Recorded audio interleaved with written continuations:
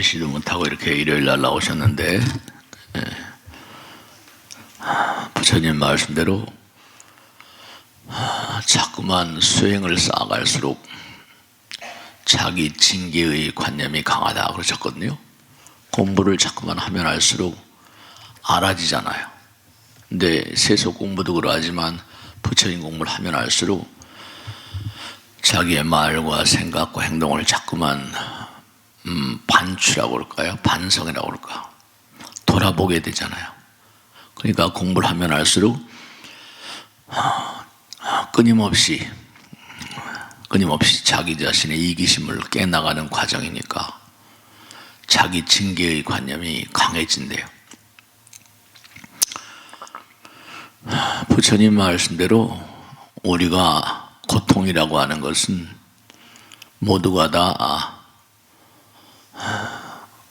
어떤 특징이 있는데 그 고통은 한결같이 깨나가는 작업이래요. 깨뜨려 나가는 작업.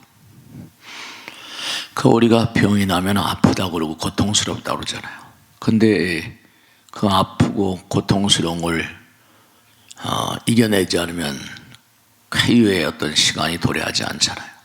근데 왜 고통이 나에게 닥쳐왔는가? 그것은 이 우주의 법을 어겼기 때문에 그렇다 그러죠.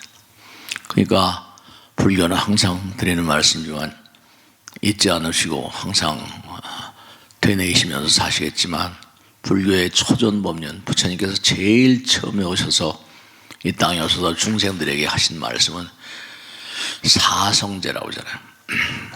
그건 뭐 항상 마음에 잊지 마시고 이렇게 생활하셔야 돼요. 고통은 모두가 다 지은 대로 받는 거다. 고통, 집성제, 고성제, 집성제 이러잖아요.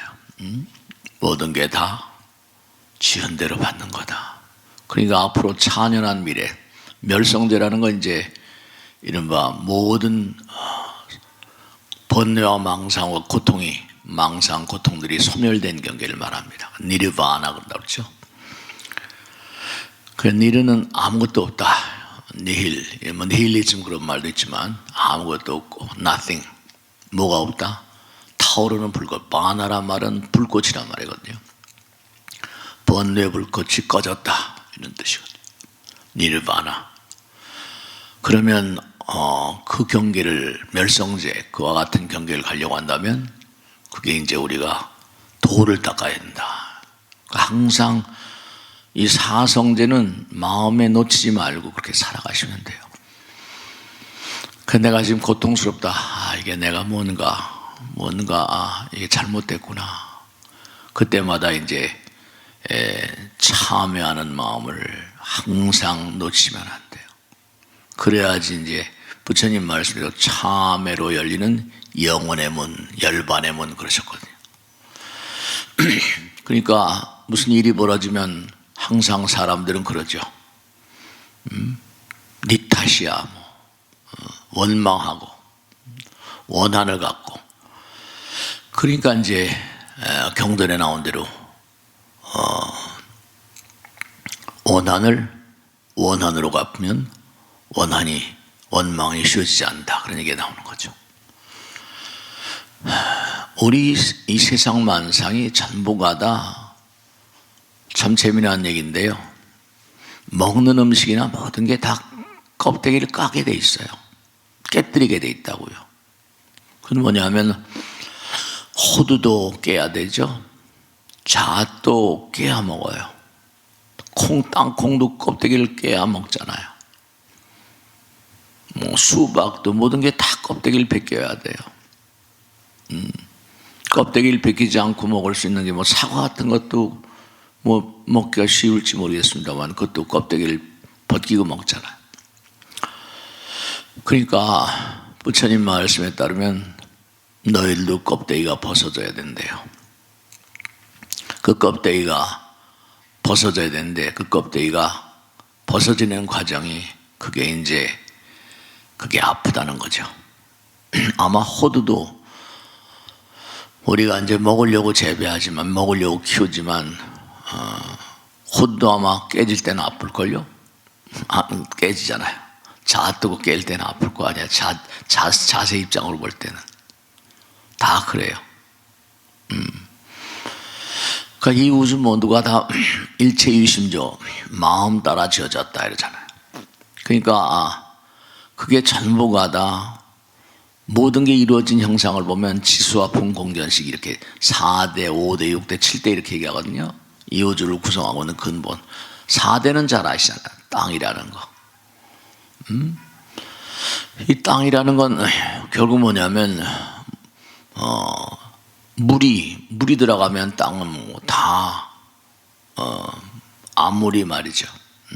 바위들도 뭐 방울 한 방울 두 방울 물방울이 떨어지면 바위도 뚫잖아요. 그건 땅은 물에 치고 이게 이제 오행에도 그런 게 나오지만 음양 오행 이런 게 들어보셨죠? 동양 철학에서. 그럼 땅은 물에 진다는 거예요. 근데 또 물, 지수, 화 물은 또 뭐냐면 이게 끓이면 날아가 버리거든요. 이게 불에 진다는 거죠. 불에 진다. 지수화. 그러니까 또 이제 제일 마지막에 남는 건 허공이 남거든요. 허공으로 다 가는 거예요. 땅이고 물이고 무슨 불이고 이게 다 공으로 간다. 그러면 공 다음에 뭐가 있냐? 부처님 말씀에 따르면 이른바 허공은 그대로 의식의 세계래요. 공견, 정견, 공견, 식 그렇게 얘기하거든요. 5대, 6대, 7대 만달라 이런 얘기합니다. 그러니까 중요한 건 우리가 깨져야 돼요. 깨져야 되는데 이게 깨지는 게 이게 쉬운 일이 아니죠. 자기를 깨야 되니까 두 가지 항상 있거든요. 하나는 이제 부처님께서 하신 말씀, 지난번에 언젠가 말씀했죠. 너희들 자신에게 할 수 있는 가장 귀중한 투자, 이렇게 할까요? 가장 귀중한 작업은, 가장 고귀한 작업은 수행이라 해요. 수행. 이게 자발적으로 수행하는 거죠. 몸과 마음을 다해서 자기 자신의 껍데기를 깨뜨리기 위해서. 고통은 껍데기를 깨는 작업이거든요. 무슨 껍데기냐? 아상이라는 거죠. 이 아상이 이게 모든 고통의 원흉입니다. 나와 남을 가름하고. 네. 껍데기를 깨면 아까 말씀드린 지수화풍 공견식이니까 깨면 허공으로 가요 다. 그러니까 이 껍데기는 전부 다 뭐냐면 여러분 전화의 껍데기가 이게 다인 줄 알고 살잖아요. 네. 근데 이게 다 그림자 같은 거래요. 껍데기인 거죠. 사라지는 거죠. 근데 이제 이게 다인 줄 알고 사니까 평생을 그렇게 살다 보니까 진짜 배기를 못 본다는 거 아니에요. 근데 이 부처님이라거나 뭐 위대한 어떤 그런 도승이라고 할까요? 도사라고 할까? 그런 자들은 이제 그와 같은 세계를 체험하는 거죠. 이제. 견성하는 겁니다. 견성 오도. 자기의 성품자리를 보게 되면 도를 이제 얻게 되는 거예요. 그러니까 아까 말씀드린 대로 지, 수, 화, 풍 이 단계로 올라가는데도요 그냥 가는 게 아니에요. 왜냐하면 바위 덩어리 하더라도 물방울이 똑똑 떨어지면 바위는 안 아플 것 같죠. 근데도 그게 세월이 흐르면 구멍이 나잖아요.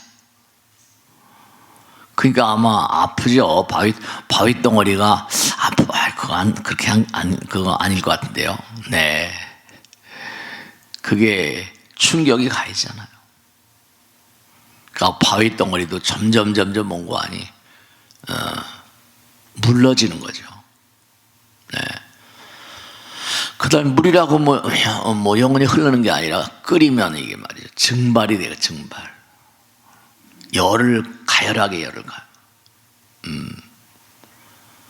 네, 그렇습니다. 그러면 이제 허공으로 가버린데 허공도 이게 이제 층층시야라는 거예요. 그래서 한 단계 넘어갈 때마다 강한 어떤 그런 충격이 가해지고 깨져야 돼요. 한 차원 올라갈 때마다. 그래서 한 차원 한 차원 올라갈 때마다 우리가 당하는 고통을 불교에서 뭐라고 그러냐? 마장이라고 불러요. 능엄경, 화엄경 모든 경전에 뭐 삼마, 사마, 오마 마장이 엄청 많이 나와요. 경계가 있다. 세금의 마, 수음의 마, 상음의 마, 전부 다. 그 마장이 뭐냐? 깨야 되는 것들. 마구니 뭐 악마처럼 달려들고 하는 게 아니라 깨야 돼. 네, 이 깨지 않으면 아까 소도의 말씀했죠. 수행을 깊이 하고 도의 경계에 깊이 들어가고 부처님 말씀을 자꾸만 들으면 그러면 점점 자기 징계의식이 강해집니다. 양심이라는 게 점점 드러나거든요. 그 육조 단계에 나온 것처럼 양심이 불성이라고 육조 해능을 그거든요. 근데 양심을 자꾸만 우리가 이게 양심을 눈을 감겨버리니까 제가 이제 재미가 나서 헬렌 켈러 어렸을 때도 헬렌 켈러 그 책을 본 적이 있거든요. 근데 어떤 계기로 해가지고 헬렌 켈러 많이 알려져 있잖아요. 왜냐하면 그 사람은 눈기 콧몸이 다 막혔어요. 그러니까 천형의 병이죠. 문둥병은 아니지만. 근데 이 사람이 세계적으로 어떻게 이렇게 유명해졌냐? 그랬더니 그 사람 책을 어렸을 때 그냥 건성건성 봤는데 이 사람이 뭐냐면 아무것도 안 보니까 걸을 수밖에 없잖아요. 그죠? 뛸 수도 없고 뭐 없는 거예요. 근데 점자로 이제 리핑, 도약이라는 단어를 알게, 도약, 뛰는 거. 뭐 러닝도 못하고 아무것도 못하잖아요. 사람이 뛰면은 어떤 느낌이 옵니까? 이제 이렇게. 근데 다행스럽게 이 정보를 감지하는 이 손가락은 있잖아요. 이거 여러분 손이라는 거 이게 대단한 겁니다. 여긴 뭐 찬 거, 뜨거운 것도 열을 전부 다 몇 도까지는 모르지만 뭐 이게 다 감지하죠 이거. 그리고 옛날에 뭐 우리 그 선조들 가운데 요리를 잘하는 분들은 숙수라고 그러죠. 손에 익었다. 네, 그래요. 손맛이라고 하기도 하고. 그래서 이제 그걸 이제 뛰는 거. 그래서 어느 날 마더 그레이엄이라고 유명한 미국의 안무가가 있어요. 마더 그레이엄이 다 치면 나오는데 마더 그레이엄이라는 어떤 사람을 만날 기회가 있어가지고 그 설리번이라는 선생이 그럽니다. 헬렌 켈러 씨가 도약이라는 것을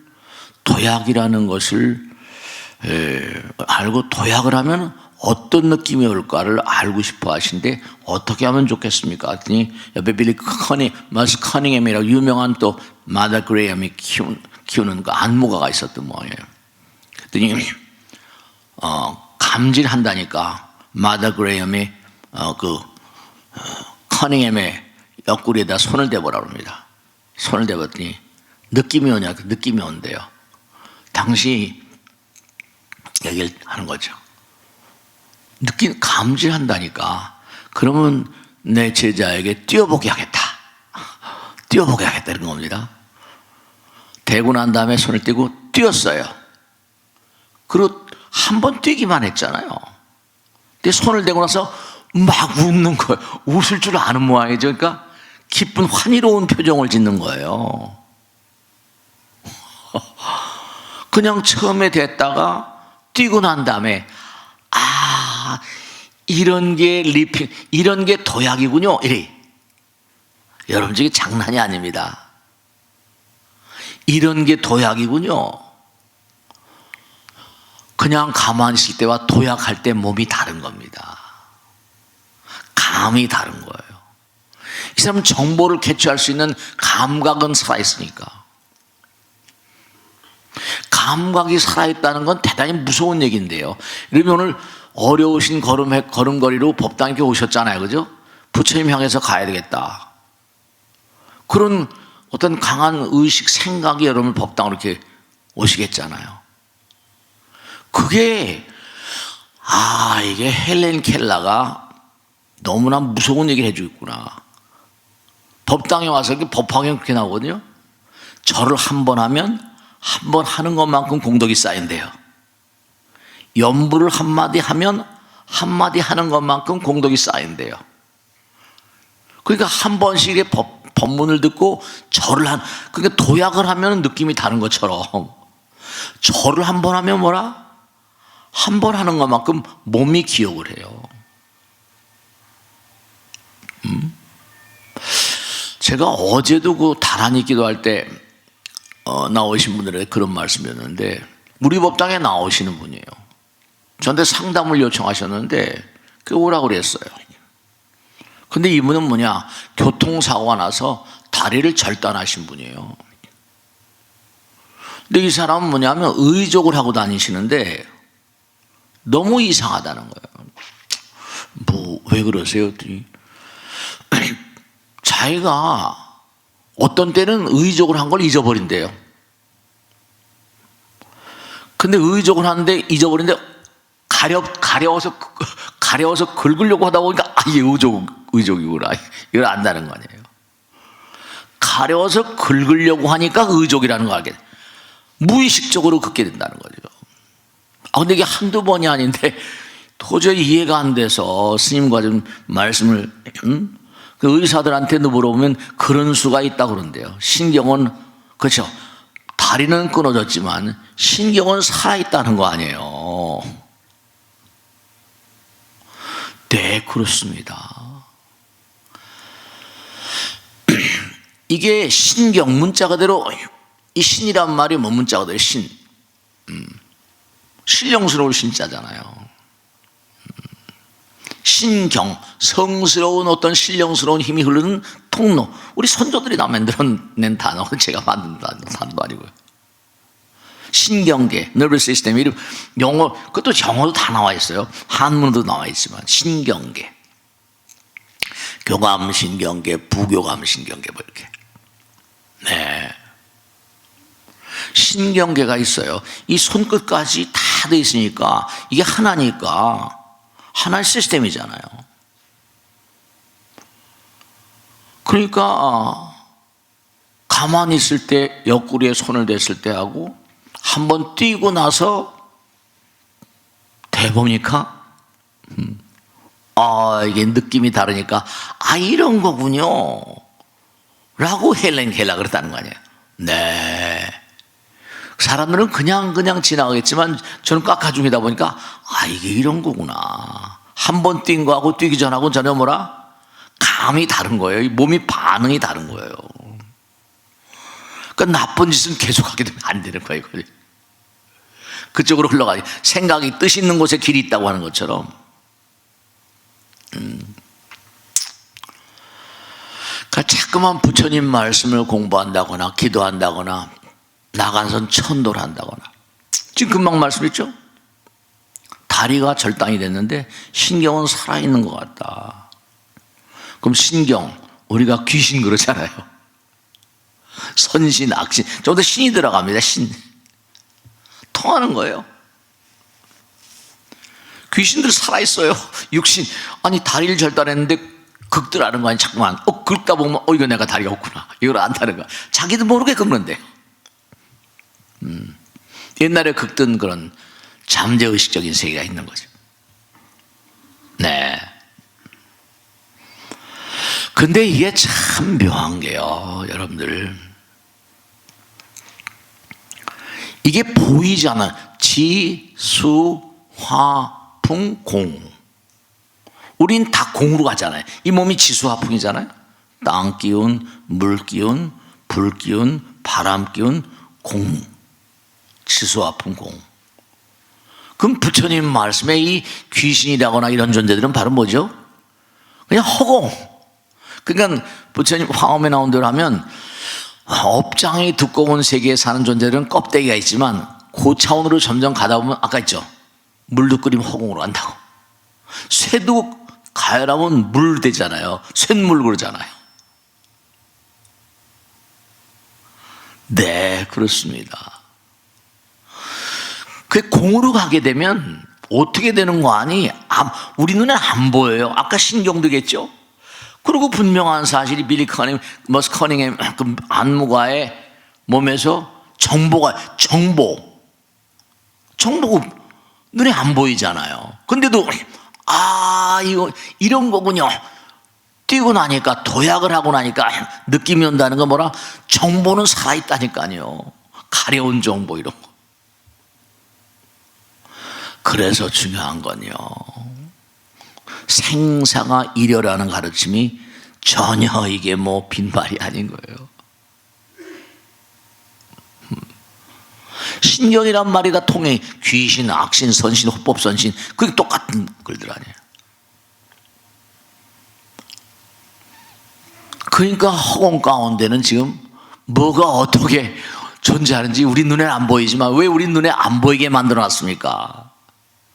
이게 이제 상당히 심각한 문제죠. 근데 이걸 몸과 마음을 다해서 신심을 가지고, 신심이라고 해서 신심을 가지고 헌신적인 마음으로 지심귀명래, 헌신이라는 말하고 귀명귀 같은 내용들이거든요.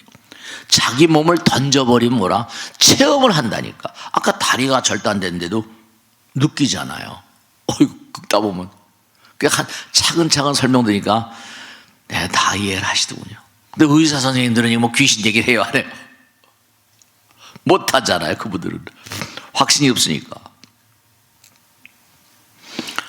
네, 정보의 상태로 존재합니다. 지금도 여러분들 보면 스마트폰 같은 것도 3차원적인 전기, 전파를 이용하지만 거기도 영상이 막 날라오잖아요. 영상이. 네. 지금 허공 가운데 여러분 제가 지난번에 뭘 보다 보니까 이거는 참 여러분들한테 듣습니다. 손녀를 데리고 선산을 간 거예요. 추석 부근에 말이죠. 근데 참 이건 너무 이상해서 스님이, 얘가 선산 있잖아요. 뭐 저기 공원묘전에 공원묘원에 모셨다는데 얘가 갑자기 말이죠, 손가락을 막 하더래요. 손녀 뒤뚱뒤뚱 어린애가 그러더니 막 웃고 말이죠, 뽀뽀를 하더래. 뽀뽀 허공에다 대고. 가만히 지금 뽀뽀, 허공에다 뽀뽀를 하는 거예요. 누구든 하비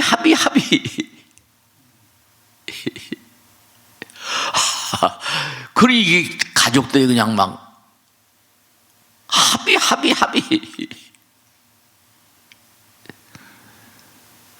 우리는 안 보이잖아요. 강아지는 뭘 보잖아. 강아지는 잡아내잖아요, 그 사람을. 하비 와서 물어보시는 거예요. 와서 그러시는 거예요. 스님 너무 이상하다. 우리 손녀가 성묘를 갔는데 하비 허공에도 뭐 뽀뽀 뽀뽀하는 거예요. 그러니 이런 걸 여러분이 안 보, 그 손녀가 그러는데 이걸 뭐 어떻게 설명을 하시겠어요? 이건 말로 잘 안 돼. 그래서 언어도단이라고, 언어. 말끼리 끊어진 세계다. 언어도단이란 말이 거기서 나와요. 심행처멸이야. 마음으로만 알 수 있는 세계. 그런 걸 이제 믿는 사람들은 천우신조란 말 하죠. 간절한 마음으로 조상님의 음덕이 작용하고. 네. 천우 하늘이 돋고 보이지 않는 세계가 돕는다는, 그것도 신이란 말이지. 네. 이 세상, 우리가 사는 세상은 정말로 뭐냐면 그 하나니까 우린 통하는 세계, 본래 하나에서 왔잖아요. 하나는 뭐라? 영원이잖아요. 그러니까 자연스럽게 얘기할 수밖에 없는 게, 내가 상대방 마음을 아프게 한다. 그럼 내가 아플 수밖에요. 하나인 마음자리가 있으니까. 아까 정보라는 건, 이건 여러분 아시다시피 정보는 영원합니다. 지운다. 마음의 세계에 우리가 저장이 되는 건데 경전에 이게 다 나오잖아요. 부처님은 진리는 심즉십을 마음이 곧바로 부처고 하나인 것은 영원히 있기 때문에 진리라고 말하기도 하고 사랑이라고 말하기도 하고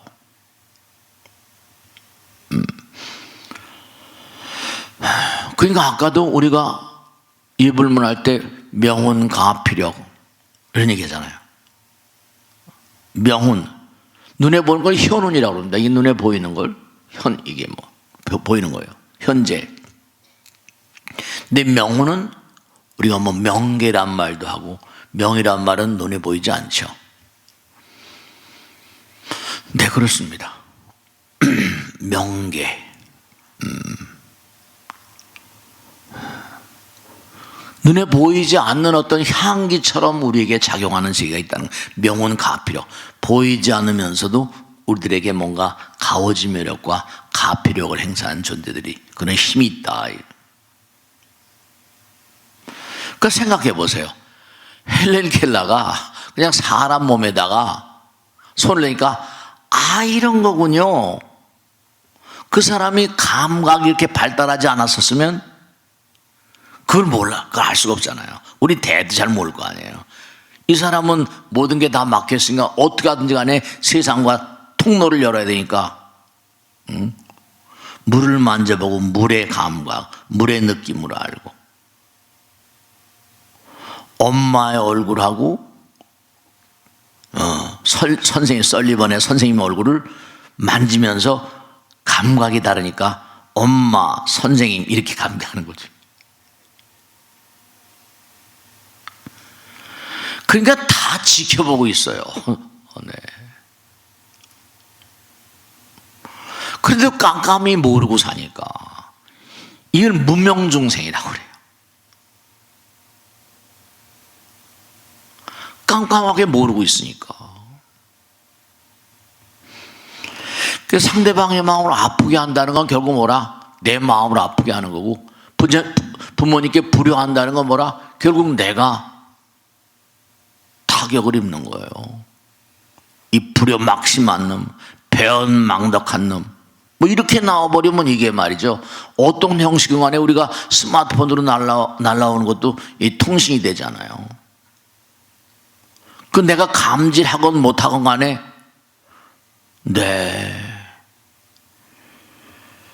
그게 전혀 영향력이 없을 수가 없죠. 우리 똑같은 거니까.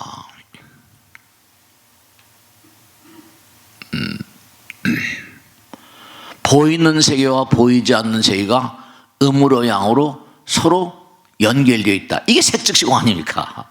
공즉색. 아까 반야신이 하셨잖아요. 색즉시공, 공즉색. 색불이공, 공불이색. 그러니까 이 육신이 움직이는 게 아까 그거사님 말씀대로 의족을 한 걸 모르고 사는 거예요. 근데 어느 게 가려워서 긁다 보면 잠자다 가려워서 긁다 깜짝깜짝 놀란다는 거예요. 네. 그러니까 보이지 않는 세계를 믿으라고 하는 거예요. 신심. 이 믿으라고 할 수밖에 없죠. 보여줄 수 없는데? 근데 저는 각가중이다 보니까 그런 걸 헬렌 켈러 그런 우연한 기회에 무슨 어떤 글에 나와서 한번 다시 보자 했더니 옛날엔 그냥 얼렁얼렁 봤던 게 이게 중이 돼서 보니까 전혀 새로운 감각으로 다가오더라고요. 그러니까 우리가 책을 읽고 뭘 한다더라도 모르고 읽어봤자 모르는 거예요. 아는 것만큼 알게 되는 거고 모르는 것만큼 모르게 되는 거예요. 그러니까 부처님 경에 아는 것만큼 참여하게 된대요. 모르면은 뭐라? 참여도. 그러니까 부처님 경제는 알고 지은 죄하고 모르고 지은 죄는 어떤 게 더 크냐 이렇게 나와요. 그럼 알고 지은 사람이 나쁜 사람 이러잖아요. 근데 불교에서는 그렇게 얘기 안 해요. 모르고 지은 죄가 더 크다고 나와요. 왜 그럴까? 아는 거는 다음에 참여할 가능성이 있는 거거든요. 모르면 깜깜해. 계속 죄를 저지르는 거예요. 모르니까 그렇게 이렇게 공부하는 거예요. 우리 인간의 마음 가운데 이상한 마음이 있는데 그건 뭐냐면 마음 고파. 배도 고프지만 뭐라? 마음 고프단 말 써야 안 써요? 뭔가 내가 부족하다. 내가 좀 공부를 해야 되는데 시간도 없고 뭐 이래요. 근데 공부를 할 시간도 없고 노력도 안 하면서도 항상 뭔가를 마음 고픈 거, 마음이 좀 허전하고 뭔가 좀 해야지. 공부를 좀 해야 되는데 이런 마음이 누구의 마음 가운데나 자연스럽게 자리하고 있어요.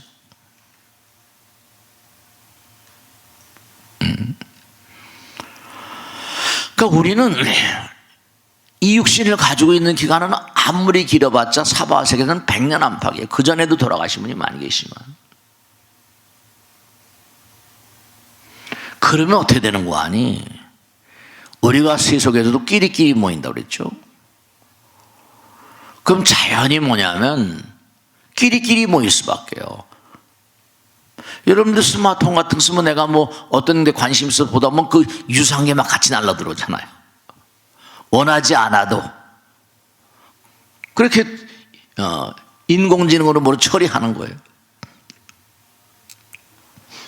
그래서 사실은 참 발전한다는 게, 과학이 발달한다는 게 참 의미 있는 게 전 세계 80억 인구를 전부 다 그들이 좋아하는 걸 전부 다 기호. 이제 더 무서운 게 인공지능이 나오니까.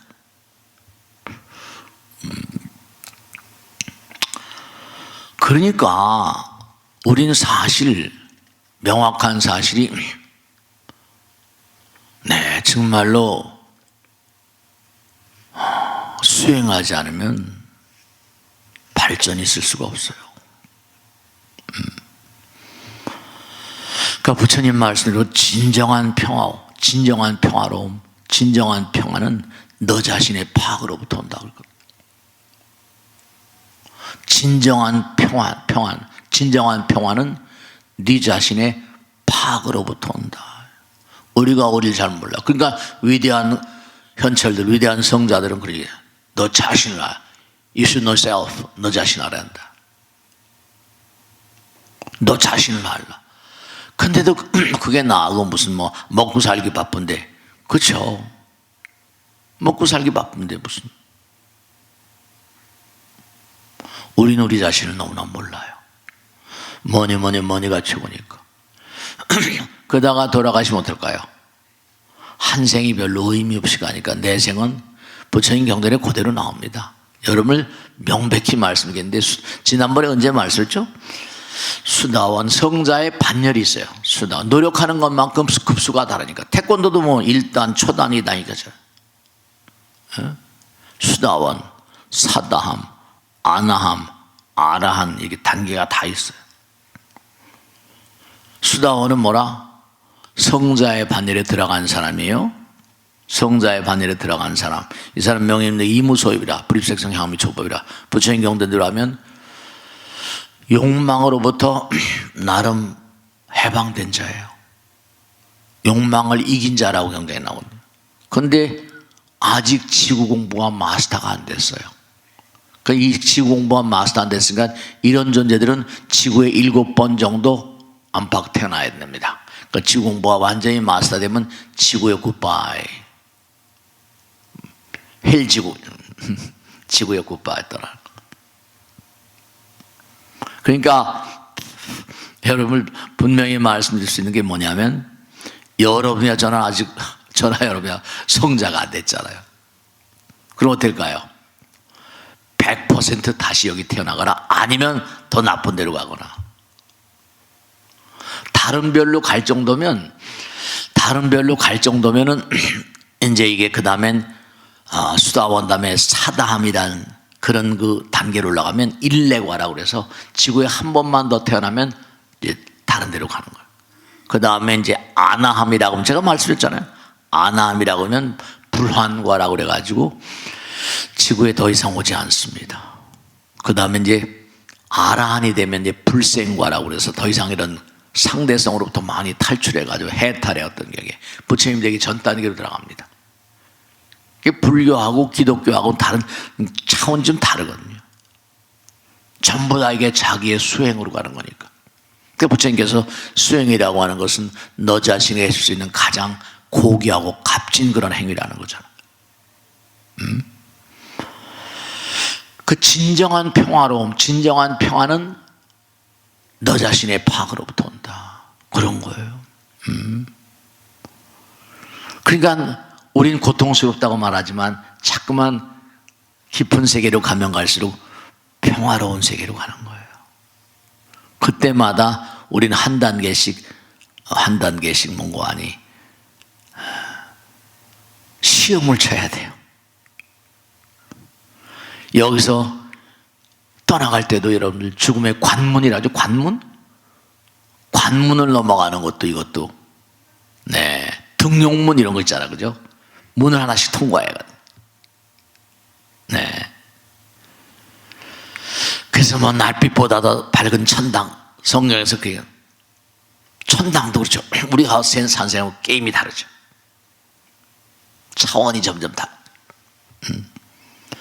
그러니까 이제 삶을 도모하시면서요, 여러분들께서 어느 방면이나 다 종사하시잖아요. 사업을 하시건 무슨 학자이시건 무슨 엔지니어시건. 이게 참 묘한 게 누구나가 다 아이디어, 탁월한 아이디어. 그러니까 지금도 뭐냐면 여러분 이걸 하셔야 된다. 한국에서도 지난번에 보니까 무슨 어떤 벤처기업 같은 데인데 TSMC 이제 젠슨 황 무슨 엔비디아를 만든 사람 아닙니까? 근데 그 사람이 이제 만든 그런 인공지능. 근데 그 사람이 꽤 오래됐어요, 그죠? 지금 날라갑니다. 옛날에 그 마찬가지야. 마이크로소프트 빌 게이츠. 그 다음에 무슨 계속 무슨 다 죽잖아요. 나왔다가 슬슬 다. 왜냐, 더 뭔가 없는가? 또 나은 게 있지 않냐? 얼마 전에 보도해 보니까 어느 미국에서 말이죠. 무슨 인공지능 대회를 했는데 우리 한국 어떤 젊은 사람들이 모여서 하는 그 인공지능 개발팀이 있었대요. 1조 몇천억 올 테니까 팔아라. 안 팔았다는 거 아니에요. 근데 그 사람 얘기에 뭐라고 나오는 거 아니? 내가 보니까 이제 젠슨왕 시대 이 엔비디아는 머지않아 간다는 거예요. 그래서 오래됐으니까 또 다른 게 나오는 거예요. 또 다른 게 나오니까. 근데 이 공부한 팀들이 전부 다 외국에서 그런 게 개발자들이라고요. 대단히 머리가 있고 그런 친구. 아이디어라는 건 참 묘해가지고 그 당사자에게만 딱 떨어지는 겁니다. 노력한 자에게만 이거구나. 그래서 젠슨왕도 아마 엔비디아를 그래픽을 했는데 이제 그래픽은 한 시대 갖고 또 다른 게 나오니까 또 다른 어떤 그런 인공지능이 나올 수가 있다. 그러면 그거는 이제 자기가 팔면은 이제 끝나는 거야. 1조 원 받고 팔면 끝나죠. 이 아이디어라는 개념은 자기 노력하는 자 그에게만 희망의 빛처럼 딱 떨어집니다. 그 연구팀들의 면면을 보니까 세계적인 기업에서 전부 다 그런 거 연구하던 그런 팀들이니까 당사자 외에는 아무에게도 눈에 띄지 않습니다. 그러니까 공부를 계속 하지 않을 수 없는 게 그렇게 가다가 딱 이게 뭐가 되겠는 걸 이러면 그거 잘 되면 노벨상 받는 거예요. 그런 거예요. 그러니까 공부한 것만큼 노력하는 것만큼 정진한 것만큼 결국 부처님의 다른 이름은 부처님께서 스스로 거셨거든요. 아나일존자한테 제가 자주 말씀드리죠. 넌 아직도 내 곁에 살면서도 부처가 누구인지 모르는구나. 넌 아직 나를 모르는구나. 아나일존자는 천안제일이라고 그래가지고 눈이 멀었어요. 수행하다가 제가 말씀드려요. 눈이 멀었는데 천안이 열려서 허공을 다 봐요. 천사들하고 천인들하고 얘기한 신장들과 얘기한 허공에 있는 그 경전 같은 것보다 너무 환상적인 얘기 아니야. 그게 아니라 우리가 몰라서 그래요. 그런데 그 당시에 부처님 제자들은 텔레파시로 통신을 했었대요. 여러분 그 텔레파시가 문득 생각이 나. 테스라고 그래가지고 텔레프레전스 서저리 시스템, 이런 말 말하면 이게 뭘 얘기하는 거 아니? 이제 수술을 하는데 배를 갈라서 하잖아요. 근데 배를 갈라면 꼬매야 되고 뭐 힘들고 그렇습니다. 잘못하면 또 메스를 잘못되면 사고가 나오니까 이제는 뭐냐면 텔레프레전스, 이런 말 말하면 T 서저리 시스템, 수술 시스템인데요. 미세한 바늘을, 미세한 걸 집어넣어 가지고 수술합니다. 바깥에서 내장을 수술하는 거예요. 뇌 같은 거 말이죠, 이런 거. 근데 이걸 점점 하다 보니까 가르고 뭐 하는 것보다 이걸 자꾸만 하다 보니까 어떠죠? 이른바 말하면 바깥에서 조종하는 게 안에 거기 다 볼 거 아닌가, 이게 속에 안에 있는 거. 너무 기가 막힌 게 내 안을 이 전자 텔레프레전스, 속 안에 있는 걸 갖다가 사람 어떻게 속 안에 있는 걸 어떻게 수술하나? 아, 그게요, 아까 손이 센서라고 그랬잖아요. 이걸 점점 테스트를 이용해 가지고 내장이라거나 이런 거 수술하는 사람들은 흡사 기계가 뭐라, 내 몸 같더래요. 이 기계가 내 몸 같더라. 그렇죠. 중요한 게 뭐냐면 뭔지 하나가 되는 거예요. 하나가 되면은 뭐라, 기계도 내 몸, 내 손, 이게 내 손처럼 안에서 다 하는 거예요. 요즘 새로 나온 기계 테스라고 해서 저 이제 머리 깎고 살다 보니까 이제 보다 훌륭하신 분들 많이 나오시니까 이제 공부 이런 걸 잘 관심 없어요. 이런 시대가 왔다. 테스라고 그래요. TSS. 텔레프레전스 서저리 시스템. 그러니까 중요한 게 이게, 여러분 그런 얘기, 하나가 돼야 돼. 하나가 되면요, 네, 어떤 아이디어가 탁 터져요. 왜냐? 깨뜨리는 순간 부처님의 위실, 이 우주가 다 부처님 나라 아니에요. 그런 게 있어요. 그 여러분이 정말 중요한 게, 이렇게 법당에 나오시고, 또 하나 아까도 말씀했죠? 이게 참 무서운 게, 헬렌 켈러가 도약이라는 느낌을 알고 싶어서 커닝햄이라는 유명한 안무가의 몸에 손을 내가 환히 웃뜨는 것처럼, 여러분들이 말씀이죠. 해본 거하고 안 해본 거는 하늘과 땅 차이예요. 그러니까 유명한 있잖아요. 아는 것과 실천하는 것은 하늘과 땅 차이입니다. 아는 거는 들어서 알지만 행하면 또 다른 차원이 열려요. 그 영어 속담에도 to know is one thing, 아는 것과 to do is another, 전혀 별개라는 거예요. 실천을 해봐야 돼요. 부처님 말씀 잠깐만 실천해봐야 돼요. 그 제가 불교에서 항상 뭐라 해요? 자타일시 성불가라고 그러잖아요. 자리리타. 여러분, 잘 되는 사람은 제가 많은 분들을 모시고 살잖아요. 진짜로 제가 말씀드리는데, 이런 물건 만들어서 회사 운영합니다. 뭘 합니다? 회사 직원이에요. 어떤 사람이 성공합니까? 이 육신은 썩어버리는 거니까. 아까 보세요. 한 번 뛰고 난데도 손을 대니까 이 손이 감직이니까, 탐직이니까 환히 웃더라는 거 아니에요? 그럼 어떻게 되겠어요? 내가 상대방을 배려하는 것만큼 한 번 어떻게 돼요? 체험하는 거잖아요. 한 번 체험하는 것만큼 몸에 긍정적인 에너지와 긍정적인 정보가 쌓입니다. 저는 하나도 빈말이 아니라요, 몇 마디만 나누면 이건 뭐 믿으셔도 좋고 안 믿으셔도 좋고, 이 사람 되겠다 안 되겠다 금방 판단이 나옵니다. 그럴 수밖에 없잖아요. 감을 잡으니까. 그 옛날에 어르신애들은 임마 부자가 되면 마음볼 똑바로 써 임마. 제가 항상 드리는 말씀이죠. 그런 게 있어요. 이제 문제는 뭐냐? 중은 뭐라?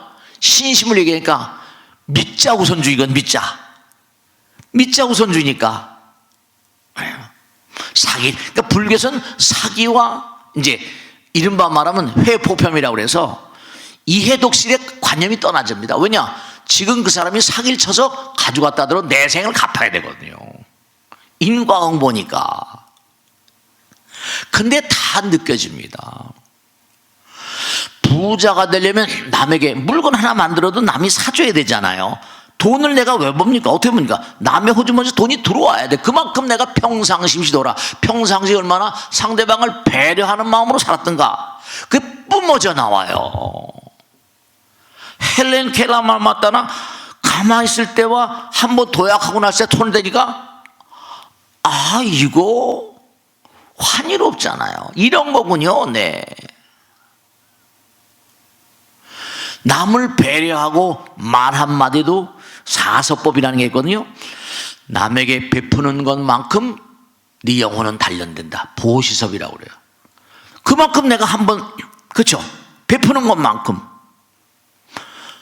내가 네 자신을 단련할 수 있는 가장 고귀한 방법은 네 자신을 승화시키는 수행의 가장 큰 연마의 방법은 남에게 베푸는 것이다. 남을 배려하는 것이다. 하나가 되는 것만큼 그 사람은 번창합니다. 부처님은 지혜와 복도 부족하신 부처님입니까? 그러니까 평상시도 남들에게 좀 내 사랑의 말을 하세요. 아내에게도 남편에게도 아들 딸에게도. 이건 참 이상한 건데요, 이상할 것도 없지만 아들 딸들을 이렇게 상담하러 오잖아요. 그러면 그대로 엄마 아버지하고 똑같은 성적표입니다. 제발 당부드리겠는데 아들 딸들 다 잘 되길 원하시죠? 직장이 다 직원들이 잘 되길 원하시죠? 여러분이 자기 스스로를 파악해봐요. 내가 어떤 마음으로 어떤 말과 생각과 행동으로 살아가고 있는가. 그게 그 가정의 성적표고, 그죠? 개인도 성적표가 있지만 가정도 하나의 단체잖아요. 단체 성적표가 있어요. 단체 성적표가 있어요. 나 자신의 흥망성쇠는 나 자신의 마음속에 달려있고, 나라의 흥망성쇠는 그 국민의 몽고하니 내 보편적인 어떤 보편심, 거기에 달려있는 거예요. 인류의 흥망성쇠는 인류의 마음자리에 매달려 있겠죠. 공통분모가 있으니까 합성이 되거든요. 옛날에 삼각함수에 무슨 함수 합성 있잖아요. 그래프 합성. 그러니까 왜 이렇게 안 되냐 이러지는 마시고, 왜 이렇게 되는 게 없냐 이러지는 마시고, 나 자신 한번 분석하고 비판하고 나 자신 한번 판단해 봐요. 얼마나 내가 상대방을 배려하는가. 네, 이 마음 공부라고 그러거든요. 이건 마음 공부. 세속 공부도 종에는 마음 공부를 해요. 이거 좀 제가 뭘 부탁합니다. 저는 바빠서요. 이러면 이 사람 이게 그 안에 좋지요. 또 다른 사람은 됐는데. 우리의 마음은 현실은 현실의 나라지만 마음은 부처님 나라죠. 부처님 나라. 나의 마음에 대해서 해줘야 될 의무가 있어요. 우리 이 세상을 살면 이 세상에도 의무가 있잖아요. 교육의 의무, 납세의 의무, 국토방의 의무, 무슨 이런 의무가 있잖아요. 근로의 의무. 내 마음의 나라, 부처님 나라에 대해서도 해줘야 될 의무가 있단 말이에요. 우리 투트랙으로 가고, 색즉시공, 색과 이런 말하면 그냥 하나가 아니에요. 색즉시공, 공즉색. 색은 현실의 세계, 공은 영혼의 세계. 하나라는 거 아니에요. 그 부처님 나라에 대해서 해줄 수 있는 그런 마음의 자세가 돼서 당장 봐요. 중요한 거죠. 쓰레기가 많아요. 그러면 내가 가열해서 몸과 마음을 다해서 열이 강하면, 불이 강하면 다 태워버리잖아요. 근데 불이 약하면 연기만 나요. 그렇잖아요, 그죠? 예를 들어서 뭔가니 눈먼 장님이 있어요. 눈먼 장님이 있는데 아무것도 안 보죠. 아까 헬렌 켈러 유사한 사람일 거예요. 근데 눈먼 장님인데 정말 아버지 생일날이 왔어요. 어버이 생일날이 왔어요. 눈먼 장님이 아버지 생각하는 마음으로 정말로 아버님 생일 축하합니다. 아버지 얼굴도 몰라요. 아무것도 볼 수 없습니다. 아버님 그동안에 어떻게 지냈습니까? 선물 하나 드린다고 생각해 보세요. 그러면 그 아버지가 다른 아들, 딸도 있지만 눈먼 장님이 주는, 장님 아들이 주는 그 선물이 뭐라? 눈물겨울 거예요. 안 그렇겠습니까? 그럼 우리가 눈먼 장님 같다고 생각해 보세요. 그럼 나의 노력과 정성으로 부처님께 공양을 한다. 부처님이 얼마나 정말 말이죠, 눈물 흘리시면서 감사하실 거예요. 근데 그걸 모르신다니까요. 눈물 흘리시면서 감사할 거예요. 네. 우리가 마음에 대해서, 부처님의 마음은 심즉시불이니까 마음이 부처님이니까 내 마음에 대해서, 부처님에 대해서 해야만 될, 꼭 뭔가 이행해야만 될 의무가 있단 말이에요. 근데 이 세상에도 의무를 불이행하면 의무불이행죄라고 그러잖아요. 그러니까 우리는 그냥 덤벙덤벙 엄벙덤벙 살다 보니까, 그냥 죄를 짓고 사니까, 그러면서 뭐가, 죄 지은 사람은 감옥이라거나 영창에 가야지, 죄 짓고 무슨 어디 잘 되길 바래요? 우선 죄부터 탐감해야 되는데, 빚을 지게 되면요, 이게 빚을 지잖아요. 그럼 어떻게 됩니까? 빚부터 갚아야지 그 다음에 내 돈이죠. 수행은요, 몸과 마음을 다해서 부처님 말씀을 자꾸만 이행하고 살면요, 화력이 강해집니다.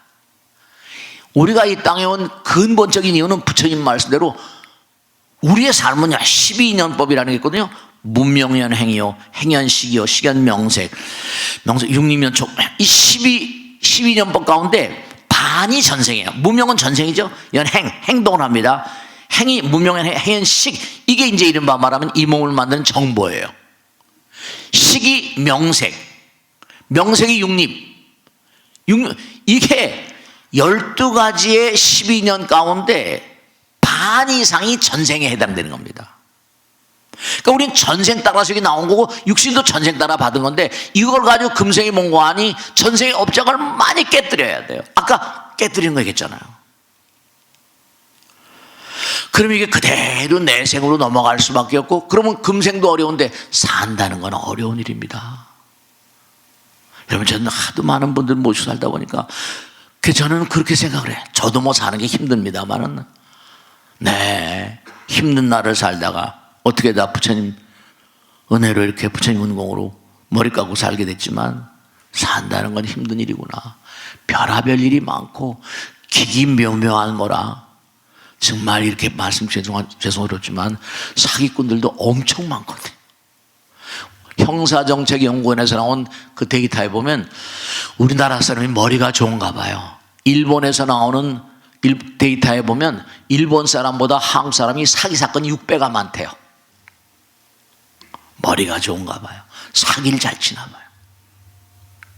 난 도저히 이해가 안 돼. 똑같은 사람인데 어떻게 사기를 치냐. 아마 모르긴 하지만, 네, 거긴 이른바 자연재해가 완전 태풍이라거나 지진, 화산 이런 거예요. 근데 우리는 뭐라? 일본 쳐들어오죠. 중국 쳐들어오죠. 반도낸 고구려 백제 신라죠. 살려고 하다 보니까 별하별 짱구를 다 돌려야 되는 거죠. 네, 앞장구, 뒷장구, 옆장구까지. 아, 진짜 사기꾼들이 너무나 많아. 여러분 체험하고 사실 거예요. 그러니까 중요한 건 뭐냐? 수행이라는 건 뭐다? 네, 나의 의무를 이행하는 일이에요. 여러분을 다른 건 다 놔두시고, 정말 제가 당부드리겠는데, 제가 그러잖아요. 일요일날 이렇게 와서 들으시면 뭐 잊어버리시고 그럴지 모르겠지만, 평상시에도 한마디씩이라도, 하루에 한쪽이라도 경전이 많잖아요. 음미하시면서, 정말로 부처님께서는 우리가 이 땅에 이렇게 나와서 고통스럽게 사는 기간 동안 할 일을 좀 해라. 업장을 소멸하고 선근을 증장시켜라. 네가 얼마나 수행이 됐는가 하는 것은 얼마나 많은 사람을 배려하는 거에 달려있다. 얼마나 내가 사랑의 말을 하는가에 달려있다. 그리고 남들에 대해 얼마나 이로운 행동을 하는가. 그 다음에 내일 남의 일이 따로 없는 삶을 살아라. 그게 사서법이에요. 아까 말씀대로 수행이 깊어가면 깊어갈수록 어떻게 된다고 그랬습니까? 자기 징계의 기능이 강해집니다. 표면도 이런 물건들 있잖아요. 표면이 어때요? 매끄러우면 쾌감이 오잖아요. 그죠? 잘 닦이면. 그런데 어때요? 껄끄러우면 불쾌하잖아요. 이 마음을 잘 닦으면요, 상대방에게 자기도 즐겁고 남들에게도 즐거움이 오잖아요. 남들에게 즐거움을 주죠. 내가 껄끄러우면 자신도 나 껄끄러워 불쾌하고, 자기 자신도 불쾌해지고요, 남들에게도 불쾌감을 줘요. 물건 하나를 만들더라도 말이죠. 네. 그 양심의 어떤 부조화라거나 무슨 죄의식, 여러분, 이 죄라는, 우리가 죄의식을 느끼죠? 왜 우리가 죄의식을 느낍니까? 우리는 본래 무죄이기 때문에. 본래 무죄이기 때문에 죄를 느끼는 거죠. 이거 뭐 잘못된 거 아니야? 우린 본래 무죄예요. 본래 죄가 없는 존재들은. 그런데 뭐가 잘못된 거 스스로 압니다. 왜 우린 죄의식을 가질까? 부처님 말씀, 너희들의 마음이 무죄니까. 근데 항상 죄의식 속에 사니까 그게 질병으로 나타납니다.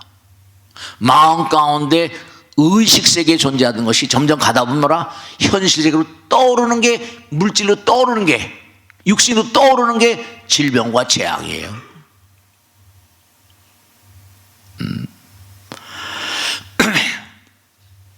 중요한 걸 말씀으로 정리하겠는데요. 여러분죠, 성장하기를 원하시죠? 발전하기를 원하시죠? 중요한 건 뭐냐? 당장 발전하거나 성장하려면 나가야 되잖아요. 앞으로 가야 되잖아요. 진보해야 돼요. 발전해야 됩니다. 근데 뭐냐? 많고 많은 사람들이 베풀 줄 몰라요. 줄 줄 몰라요. 남을 배려할 줄 몰라요. 집착합니다. 자기 것에 응무소주의 생기십니다. 집착이라는 단어는 자기 자신에게 대해서 해줄 수 있는 가장 잔악한 행위입니다. 왜 집착이 잔악한가? 그냥 꽉 잡고 안 노니까 스스로를 발전시킬 수가 없어요. 베풀 줄도 모르고, 공부할 줄도 모르고, 뉘우칠 줄도 모르고, 참여할 줄도 모르고, 남을 배려할 줄도 모르고. 어떻게 생각하세요? 그러니까 발전이 없는 거예요. 얼마나 지금까지 살아오시면서 많은 사람에게 베푼 적이 있습니까? 얼마나 지금까지 살아면서 몸과 마음을 던져서 썩어질 몸이지만 헌신하고 봉사하고 희생하고. 이건 우스갯소리라고 그냥 들어주세요. 저는 옛날에 다른 종교를 오래 믿었기 때문에 알바 때 돈 나오면요, 교무금 11조 같은 거죠. 성당에다 꼬박꼬박 월급 타면, 알바 때에서 월급 받으면 꼬박꼬박 갖다 바쳤어요. 교회 다니는 사람 다 11조랍니다. 그 사람은 신도 카드, 이건 뭐 다른 말이 아니야. 신도 내가 이 교회 다니겠습니다 하면 그 밑에 꼭 계좌번호를 쓰게 돼 있습니다. 그리고 자동으로 해놔요. 계좌에서 빠져나오게. 그래야 신도를 칩니다. 무서운 세금이죠. 종교세라는 게 실제로 유럽엔 다 있습니다. 구라파나 이거 전부 다 말이죠. 요즘에도 구라파가 살기 어려운지 종교세를 내지 못한 사람이 많다고 보도가 나오더라고요. 그건 의무예요. 의무. 이 법당도 건설하려면 지나가는 말이 아니라 한 달에 소재가 2천만 원 이상 나오고요. 네, 장난이 아닙니다. 건물이 덩치가 연건병 4,000평 가까이 되니까. 중요한 건 뭐냐면, 여러분들이 꼭 잊지 마세요. 집착이라는 건 꽉 잡고 안 노는 겁니다. 자기 자신에 대한 가장 잔인한 행위, 그게 집착입니다. 놓을 줄 모르는 사람, 그 사람 발전이 없어요. 나갈 수가 없습니다. 그러니까 일이 안 풀리는 거예요. 그러니까 많은 분들이 왜 이렇게 일이 안 되냐고 그러거든요. 그러면 제가 웃죠. 가서 108배 하고 가. 그러니까 옛날에 어느 큰 성철 스님은 3000배 하지 않으면 안 만나준다고 그러잖아요. 그럼 막 욕을 하고 그랬거든요. 그 스님도 나름의 지견이 있으니까. 돈 내라는 게 아니라 3000배 하고 내가 만나줄게. 그러니까 올바른 마음을 쓰지 못하고 사는 영혼들, 그런 존재들은요, 사바색에 대한 애착을 떼어놓기가 힘들기 때문에 아까 말씀드린 대로 수다원, 사담, 아남, 아란 그런 것처럼 그렇게 돼 있어요. 그러니까 이 세상을 등지면 저 세상을 가질 못하죠. 영적인 진보가 없으니까 다시 여기에 굴러떨어지고 아니면 더 나쁜 곳으로 악조건을 만나게 되고 그렇습니다. 저는 하도 많은 시신을 치우고 끊임없이 제사를 지내보다 말씀드린 거예요. 그러니까 아까 말씀대로 눈먼 자식이 있다.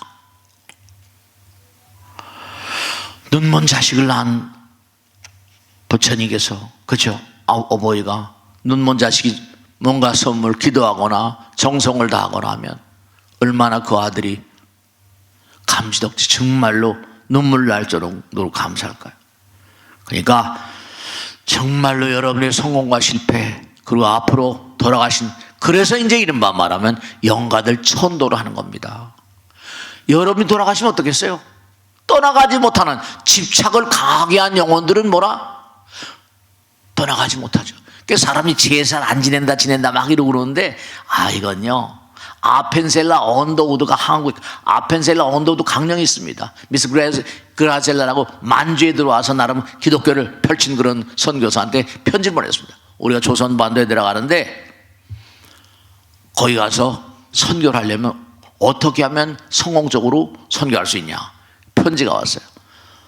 아마 만주하고 크게 대차가 없을 텐데, 이른바 말하면 자기가 예전에 조선반도 오니까 7대 봉제사를 지내는데 없는 살림에 제사 지낸다고 허리가 다 부러진다. 우선 들어가자마자 제사의식 철폐한다고만 하더라도 아마 많은 호응을 받을 거다. 그래서 거기에 이제, 그러니까 제사를 지내는 게 나쁜 건 자기 오해야 마음입니다. 제사 잘 지내세요. 그렇다고 많은 음식을 차리는 게 아니라 가족들 면서, 요즘에 또 제사를 안 지내는 그런 풍토가 많잖아요. 그냥 절이라도 감사합니다. 아니 정한수 줘놓고 기도하는 바에야 조상님 전에 기도하시고 정말로 정성스러운 마음으로, 이 광활한 우주는 정말로 부처님 말씀대로 우리가 이 세상에 나와서 해야 될 의무가 있어요. 그렇지 않으면 전부 다 고통이 다가오는데 그런 걸 마장이라고 합니다. 부처님은 마지막까지도 악마와 싸웠다니까, 이 마장은 결국 우리 내면에 있는 악마, 즉 나밖에 모르는 마음, 애착, 집착, 이기심, 아상 같은 거예요. 그러니까 내면의 악마를 이기기 위해서 우리는 계속 정진해야만 합니다. 불교가 왜 이렇게 어려운 상황인가? 베풀지 못해서 그렇죠. 그러니까 여러 가지로 어려움이 한두 가지가 아니고, 악령, 이런 선조들은 전부 다 훌륭한 영혼들이 다 되셨을 거예요. 그러나 허공 가운데는 악령들이 더 많다고 나옵니다. 하여간에 이상한 거는 이 영혼들 관계의 영화를 만들기만 획득친대요. 영화가 있는 사람들 얘기 들으면. 근데 플로트가, 제가 왜 이 말씀 거니 찾아왔더라고요.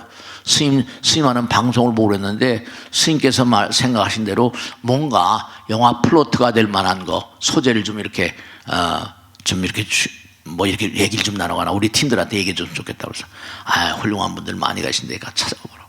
중요한 건 허공엔 호법선신 선신들보다 악령들이 더 많습니다. 여러분이 선조들 가운데 선령이 많겠습니까? 악령이 많겠습니까? 악령과 선령의 기준은 나보다 남을 배려하는가, 남보다 나를 더 생각하는가. 그러니까 집착령, 애착령들은 다 악령이 되어 있습니다. 그러니까 그들은 죽어도 마음, 이른바 말하면 배고프다, 춥다, 아프다, 이런 사람 전부 다 이게 부정적인 영혼들이라고 봐도 틀림없습니다. 그리고 꿈에 뭐 가위 눌리거나 악몽을 꾸거나 그런 분들은 대체로 기도를 많이 하셔야 되고 집착을 깨뜨리려고 노력을 많이 하셔야 돼요. 두 가지만 잊지 마세요. 수행은 뭐라? 자기 자신에게 해줄 수 있는 가장 고귀한 행위다. 참회로 열리는 영혼의 문. 그리고 마지막으로 말씀드린 것처럼 집착은 자기 자신에게 정말로 뭔가 아니 가장 할 수 있는 가장 잔인한 행위다. 그러니까 내가 남에게 베풀 줄 모른다? 썩어질 몸인데 정말로 진보와 발전 그런 마음들을 아들 딸들에게 그대로 물려줘 보세요. 그 가온이 번성할 수가 없습니다. 자, 오늘 여기서 마치겠습니다. 대단히 감사합니다. 마치겠습니다.